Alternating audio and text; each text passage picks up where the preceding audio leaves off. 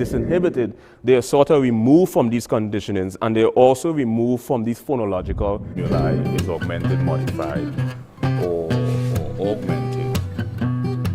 emotional fluctuation. You have Conscious emotions, personality, and motivation, goals, and drive.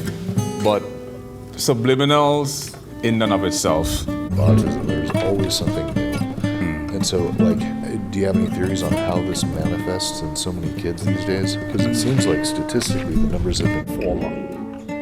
Bipolar 1 is emotional fluctuation. These days, because it seems like statistically the numbers have been falling. Bipolar 1 is emotional fluctuation.